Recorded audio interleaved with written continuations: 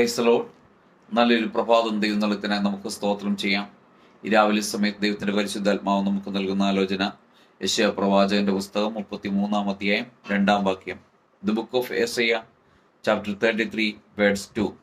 യഹോവേ, ഞങ്ങളോട് കൃപയുണ്ടാകണമേ, ഞങ്ങൾ നിന്നെ കാത്തിരിക്കുന്നു. രാവിലെ തോറും നീ അവർക്ക് ഭുജവും കഷ്ടകാലത്ത് ഞങ്ങൾക്ക് രക്ഷയും ആയിരിക്കണമേ. ആമേൻ. ഇന്ന് രാവിലെ നിങ്ങളിങ്ങനെ പ്രാർത്ഥിക്കുന്നുവെങ്കിൽ, ഈ വചനം പറയുന്ന പോലെയാണ് പ്രാർത്ഥിക്കുന്നതെങ്കിൽ, നിങ്ങളെ ആവശ്യങ്ങളെ സാധിപ്പിച്ചു തരുവാൻ സ്വർഗത്തിലെ ദൈവം അല്ലെങ്കിൽ കർത്താവ് അല്ലെങ്കിൽ നമ്മുടെ രക്ഷകനായ യേശു സർവശക്തിയുള്ളവനാണ്.